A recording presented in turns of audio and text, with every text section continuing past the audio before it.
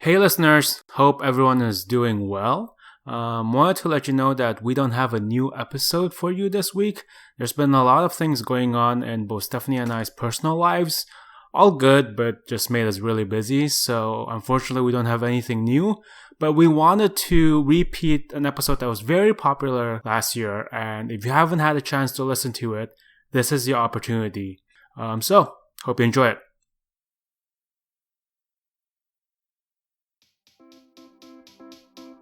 Welcome to the 52nd episode of Dialogika, a podcast between two friends about the latest in politics, society, and feminism in Indonesia and the world. I'm Swedian Lee. Stephanie's still out, so for this week, I've had the pleasure of an amazing and inspiring conversation with Rocky Intan, a longtime friend and supporter of Dialogika.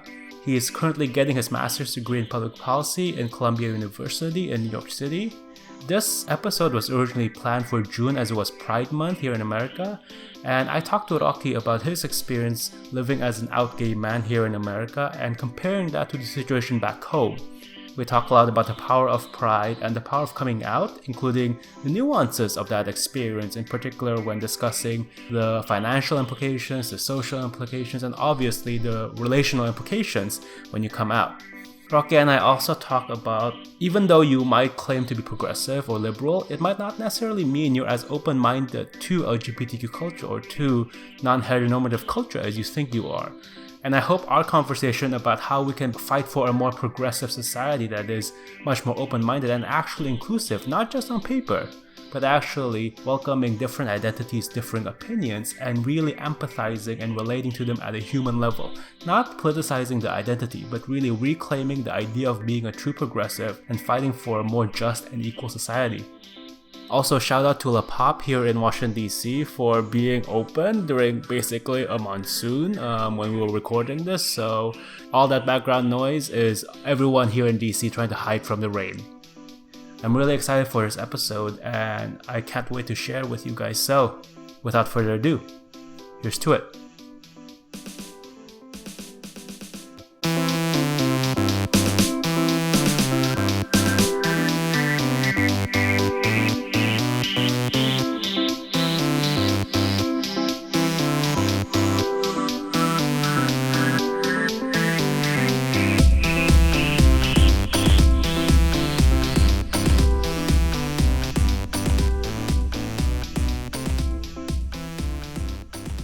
We're really excited to have one of our friends here at Dialogika, Rocky Intan, to be on the show. Hello. Can you introduce yourself, Rocky? Hi everyone, my name is Rocky. I'm currently in DC for internship, but I go to school in Columbia, New York. What do you go to school for? I go to school for public policy and economics. What are you doing here in DC? I'm interning at the US ASEAN Business Council. Cool. I work mostly on Indonesia, Brunei, and infrastructure. We'll have to have you back on when we're talking about Asian business interests at some point. But right now, for our listeners, this episode was supposed to be planned for June when it's Pride Month here in America. But there was the World Cup happening. We were on break. There are many reasons why That's we very couldn't familiar. Like the straits, stamping on us gays. Oh my god, it's very familiar. I'm sorry. I'm kidding. But we're really excited now to have Rocky here talking about his experience being out. And I kind of want to talk to you a little bit about pride in general and what it means to you as an Indonesian living in America right now, an Indonesian who's lived in Indonesia as well. And how old are you now? I'm 27. Cool. So you've lived formative years in both parts. That actually is true. Yeah. Right. I think as a disclaimer, I have not talked very much to people in America about what pride means to them.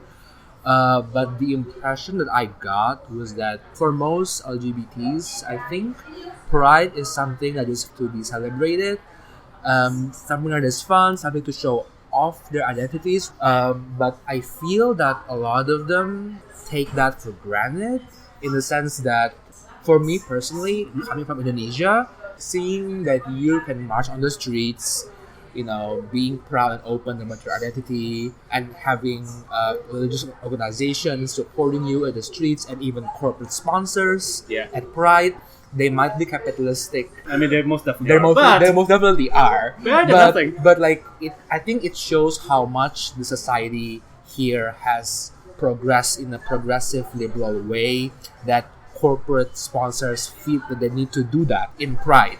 Yeah. It's unthinkable for corporates to do that in Jakarta. Even Jakarta, I think, supposedly the most liberal place in Indonesia, or even more unthinkable is the organizations. Like, I saw a lot of churches during Pride. That's very heartwarming for me. And even more heartwarming was seeing families, like grandmothers, dads and moms coming for their kids, and daughters and sons coming for their parents. That must be something that is very cliche, I think, for a lot of Americans. But coming from a country where we have a lot of illegal raids to private apartments, that was pretty lovely and heartwarming for me personally. But I feel like a lot of my friends in America, some of them have a different perspective as well, because especially those who are politically engaged, for them, I think Pride is more than just an event where you can get, I don't know, a bit festive and get drunk. I think the Trump era is where you can actually stand up for what is right. And I think for them that resonates more. Yeah. What's also interesting is I feel like in Indonesian culture, and maybe similarly American culture, part of being able to be more out in society is seeing people who are out in popular culture. Yes. Like, in America, the most quoted example is like seeing Ellen DeGeneres in her show actually coming out as a lesbian. And so because you see somebody that has a show, has a national platform, coming out and being proud of that identity, you feel more encouraged to be out and or be supportive of people who are out. In Indonesia, there's not necessarily that, but it's interesting because Indonesian popular culture has elements that are, for the lack of a better word, more compatible with LGBT culture. I can't.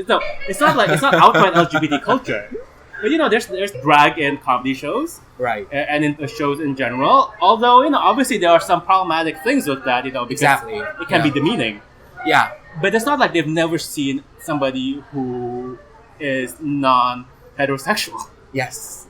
Or does not behave in a heteronormative way. So, do you think there is an opportunity in Indonesia, if popular culture can break that barrier a little bit more, subtly or not? Is there more chance of people being more comfortable in Indonesia with LGBT culture? This is obviously just my pet theory, but I feel that pop culture in America has a huge role in making the popular imagination of the general populace be more accepting towards LGBTs. And as you mentioned, the coming out of Ellen DeGeneres and various representation of LGBTs in various American TV shows play a huge role on that. And I think that's what's worrying me the most about Indonesia, because independent of the recent trend in religious conservatism or fundamentalism in Indonesian politics, I do sense that there is a general trend towards more conservatism in Indonesian popular culture. Like in general. Like in the past, as you mentioned, you've seen like Doja Lama, drag shows who are entertaining, who are problematic, as you say. They portray drag shows as drag queens and drag shows as somewhat of a guy who plays a woman cross-dressing is a funny guy, entertainers.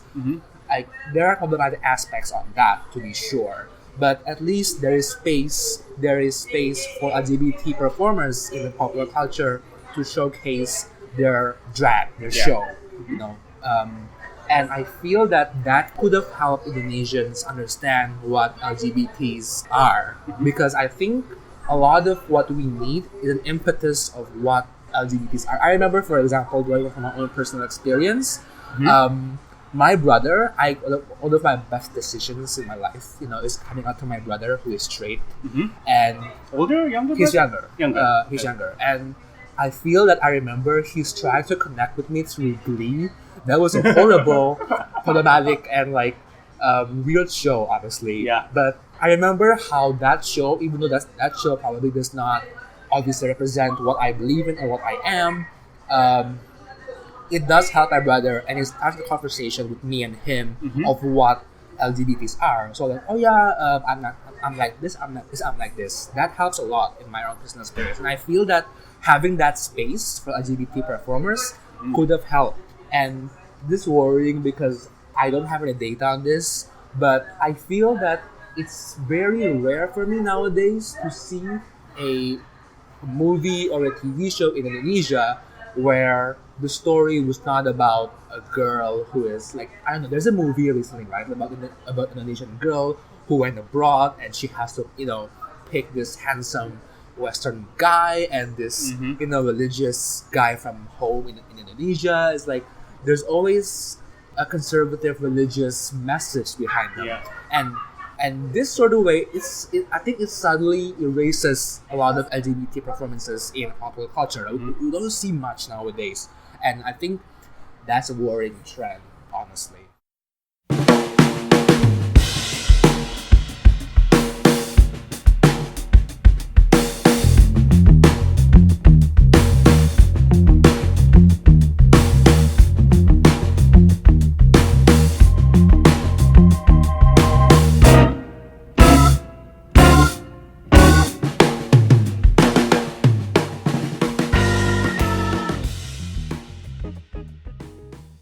When exactly did you come out, if you don't mind me asking? I came out in different stages, I would say. Which is an interesting point as well, right? Like, you don't come out and then you're out.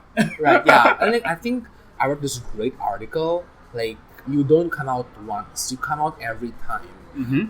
You don't shout out to everybody that you're out. Yeah. Like, for example, for myself personally, I came out to my parents when I was way younger, when I was in... was it high school or middle school? I think middle school. And they were not very cool about it. They were not very happy. They were sad. And I was very different back then. Yeah. I actually believed their work, that I had to change for them to be straight. I have to cure myself to be straight. Wow. And that was way back when. And I came out to my friends in college. I came out to my brother in college as well. And then I'm out at work, stuff like that. So it's very different for people. Some people don't even have this privilege to come out. Yeah. Some people are actually outed. That's even worse. So, did you find that as you came out multiple times to different kinds of people, different kinds of audiences, did you feel like you have to do it in different ways? Definitely. I think the best way of coming out is do it in your own terms, and also doing it based on your audience. Like, for example, my brother, I do it one-on-one, and we use a lot of jokes when we came out, and I think he was more receptive because of that. And to my friends, I did it in a more serious way. I think it depends on the audience. And I don't know, when it comes to my parents, I was way more clueless about it. I just came out, I just blurted it out, basically. And they were very sad. There were a lot of tears. I mean, it was also your first coming out experience to, at that point in your life, probably the most important people. Yeah, I feel that when I was first coming out to my parents, I was a very different person back then. Yeah, I was religious for I was very religious, and I tried not to be gay, and it was very difficult for me because my parents were very sad, and I believed them that I was a disappointment, I was a failure for being gay. And there were several periods where I was actually in what do you call that? The pray away the gay conversion therapy. I was actually in the conversion therapy for 3 years in Indonesia. It was a pseudo psychological stuff where they brought me every once a week or twice a week to this therapist, and we talked about it, and she would ask me to recite this line. So, Rocky, you are a real man. You will be attracted to women, stuff like that. That went on for 2 years, and that didn't do anything to me, obviously. And then you're really good at saying those lines. I'm Rocky, like that. That didn't do anything to me.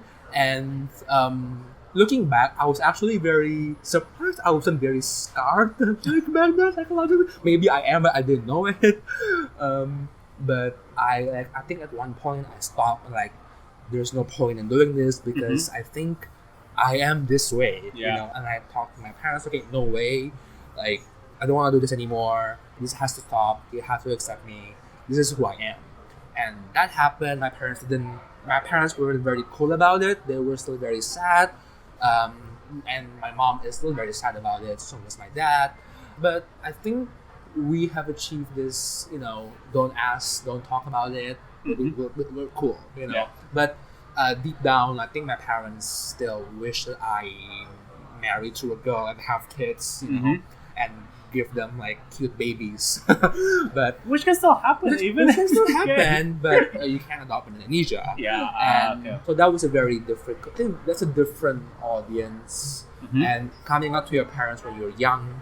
Yeah. I just got lucky, honestly. Yeah. Like my parents didn't disown me.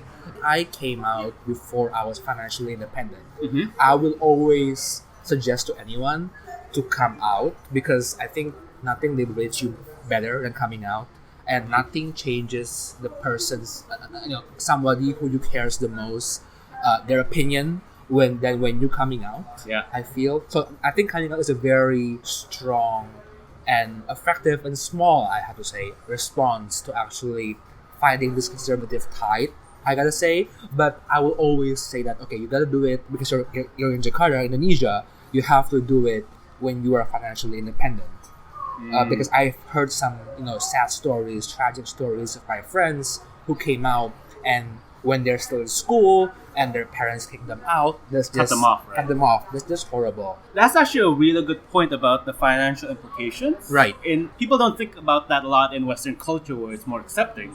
Right. But in Indonesia, I've heard stories where people come out when they're much older, in their 30s or 40s, Right. where they feel like they have a handle on their own lives. They control their finances. Right. They're not dependent on anybody in particular. And it's really sad to hear that sometimes for people, the choice of coming out means also having to sever a relationship with your family. Yes, exactly. And obviously, we don't want any of that to happen. Right. Another aspect I would like to add on that is that I feel that in a cruel capitalist society, we have to show people that we matter, regardless of our identity. Yeah. In the sense that, okay, if you want to fire me because I'm gay, that's going to be your cost. My experience is that I want to be so good that when you fire me because I'm gay, it's going to be your loss. So in that sense, if you come out at an unstrategic time, that would be dangerous as a whole. Because, okay, you just come out when you're already secure. Yeah. Which is why I think coming out and when and how to do it is a very personalized event. There's no one way of doing it. I would suggest everybody to do it eventually, but in my opinion, you gotta do it when you're financially independent.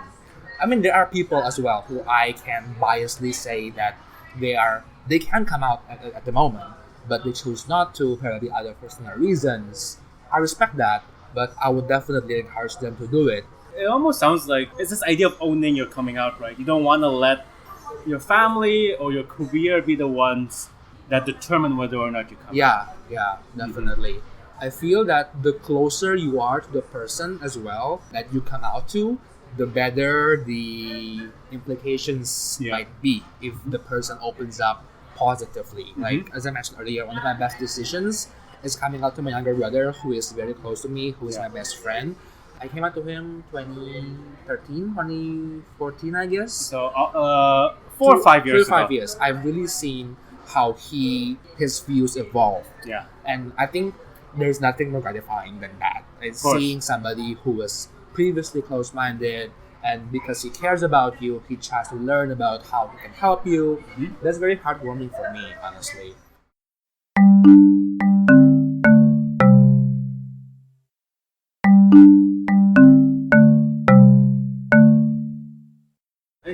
I was somebody who was making fun of gay people. Right. And had no conception of what it means to consider that identity as a full-fledged human being. Right. Until I met people, until I had really amazing friendships with people and really got to know them. And now I can proudly say I'm an ally. I will do everything I can to help support the community. But that took time. That took so much time.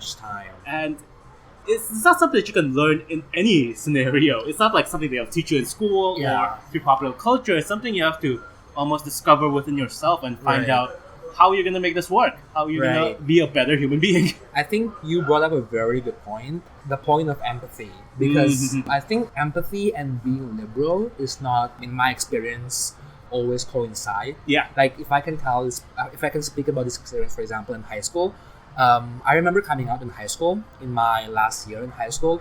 I remember that when I came out, I was actually not coming out. I actually was outed, but okay, let's talk about it later. Okay. But I was actually outed. But one thing I remember was that, so I have religious friends and so-called quote-unquote liberal friends, people who I expected to be much more cool about this. More progressive, right? Progressive ones. But turns out, when I came out to them, by progressive, I mean like they're less religious. Yeah. They're more open-minded towards, let's say, popular culture, which is, I think, a very skewed and weird way of saying it. But I would expect my, quote, progressive friends to be more open about me. Yeah. But actually, after I came out to them, they actually kicked me out of the Really? friendship. And I remember vividly, the people who actually accepted me are my religious friends. Wow. People who you wouldn't expect to actually accept you when you're and gay embrace you. and embrace you. This, I think, that point brings home that I think it's much more important when you actually have empathy compared to just like the outward appearance that you are open-minded. I think being able to empathize, even though you have different points of view, are much more important than that. The point about knowing someone and being able to empathize with them is an important aspect of being an ally. I mean, your point about empathy is so important right now because in popular culture and politics, both in America and Indonesia, and honestly, in most parts of the world, empathy has no place, right? It almost seems like a point of weakness rather than a point of strength to be able to find grounds for empathy with each other. Right. Without it being politicized. I think empathy these days is very much politicized. Like, oh, you empathize with that person, you must agree with them wholeheartedly, and you're like the worst person ever. When in fact, empathy is about recognizing the person in front of you as a full-fledged human being. Right. Certainly with opinions of their own that might not be the same as you, but you can relate with them.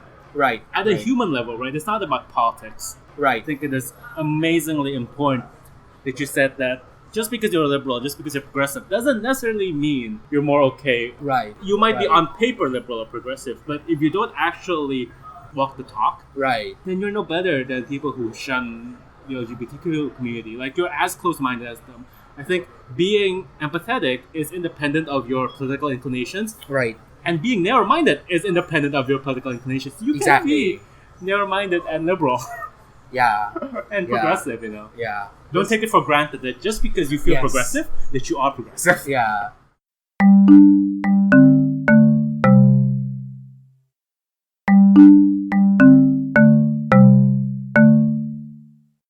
I've always joked about this. Yeah.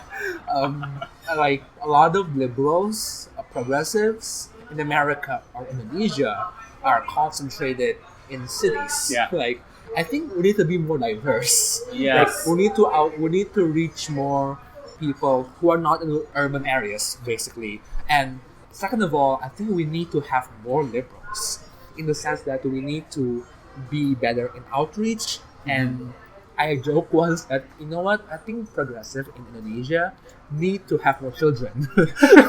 Because like, in the sense that people who are progressives usually have their own agency among themselves, and they don't want to have children, they want to have something else, which is totally okay. But I think the world would be a better place if progressive parents raise more progressive kids. And we have a new generation coming up. Yes, exactly. But yeah, I think because the other side is definitely having more kids. Yes, exactly. I feel that there's a way as well of us help these conservative fundamentalist children to have more open views, obviously, but it's going to be easier and better if we actually raise progressive kids and progressive, generations. And we simply can't take it for granted that the next generation will be much more progressive than the current one. That's definitely true. And I'm pretty sure our Indonesians noticed that friend of yours who was cool now, shares a lot of problematic WhatsApp messages, stuff like that. Yeah. So, yeah, I think... Can't take it for granted. Yeah, the fight has to go on in your own way, in your own personal way, I feel. You cannot take for granted that being liberal is a given right. Yeah. Certainly in Indonesia, that's not always true. Yeah. We've both lived through times when being progressive and liberal is not a given right. Yes. At all. Yes. Right? Definitely. Like democracy is still a fairly new thing here in Indonesia. It's still new. It's like what? Real democracy. 98? Yeah, It's very 20 years. recent. It's very recent. We've lived through a time of dictatorship. Yeah, I was 7. When 98 happened. When Suharto came down. Yeah. So I think the same with you. Yep. Our political consciousness was not exactly woke by that time. So yeah, definitely. Same like the country, right? The country's political consciousness was not.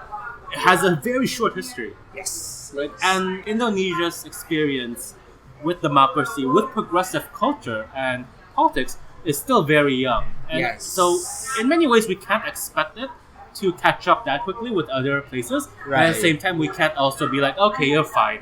Yeah. The fact that you're here is okay. We gotta aim higher. Yeah, I think that's a very good point. I don't want this point to make us complacent. Yes. But we have achieved a lot, honestly. We have. From 45, 65, and then 98, Yeah. stuff like that. If you actually look at America or France, like the time of the French Revolution and the time that they actually get like universal suffrage, and the time that America was independent, and the time that America extends rights. voting rights Yeah. for every citizen of America, that's a far gap. Hundreds of years. Hundreds of years, and we have achieved a lot. Come a long way. We actually have come a long way if we actually look at the experiences of other countries. Yeah. I think another viewpoint, another way of progressives, especially people who listen to this, is that I hope you're all progressives. It'll be really weird if we actually had conservatives listening to this, but if you are, you reach out. I want to know why.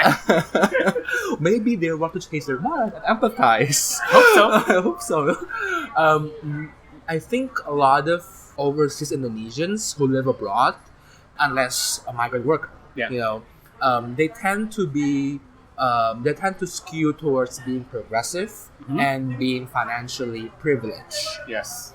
And I think if you want the progressive movement to flourish in Indonesia, like we need to think about actually coming back. I mean, I definitely will come back to Indonesia at some point after my school.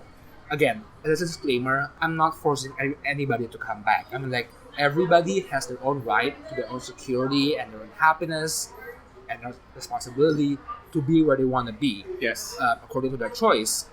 But my point, what I was saying when I was saying that progressives need to have more children, when I joke about that, I was half joking because like we actually do need more progressives in Indonesia, and the way to do that is actually call people who are progressives abroad to actually come back to Indonesia, even though that might not automatically lead to the progressive movement, to be helped in any way, but there will be more opportunities for the progressive movement in Indonesia to flourish if there are actually more progressives in Indonesia. If you're progressive outside of Indonesia, then you also have different viewpoints, right? You've experienced what it's like to be progressive in other societies, and you become more creative about it. Right. And you bring back the ideas, and you let it flourish in the community. I think in any opportunity to have more diverse opinions, more diverse ways, more creative ways to tackle these long-standing social-political issues is always for the better.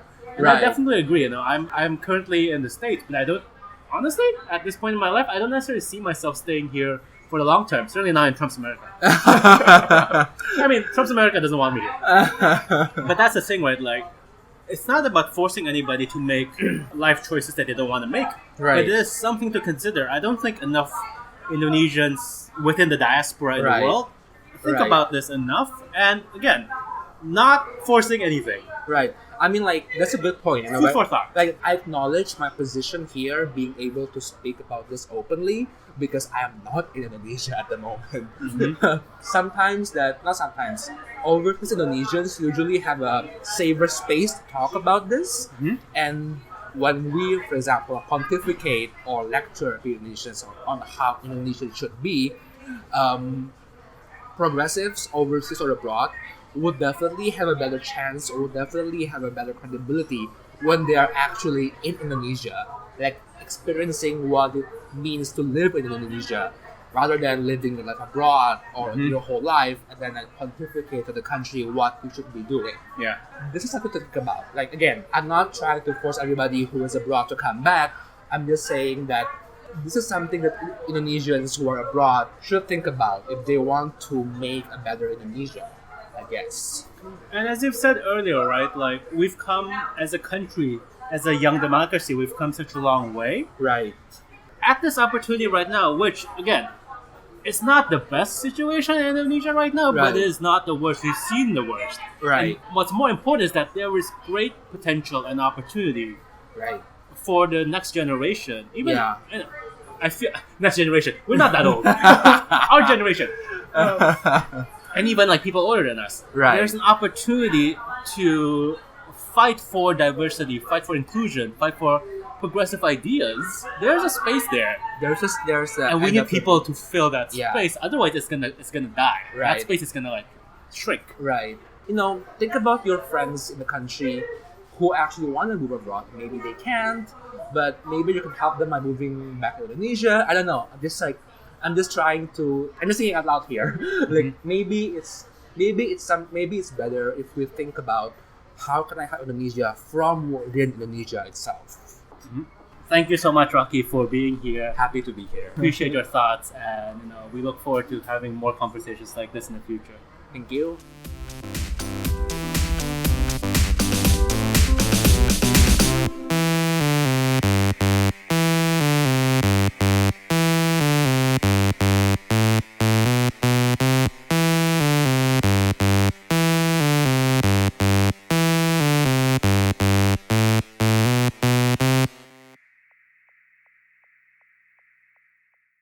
Thank you so much for listening to this episode. You can find more information and resources of whatever we talked about on our website, dialogika.id. Music credits to John Dealey, Lee Roosevelt, and of course, Broke for Free. If you like what you hear and want to support us, please review our podcast on the Apple Podcast app or whatever app you use to listen to your podcast. And please share our podcast with your friends. It's the best way to spread the word about Dialogika. If you want to get more involved, we'd love to hear from you. Our email is dialogikapodcast@gmail.com, or just shoot us a message on our Facebook page. You can also find us on Instagram, YouTube, SoundCloud, and now Twitter. Please follow us on these various platforms.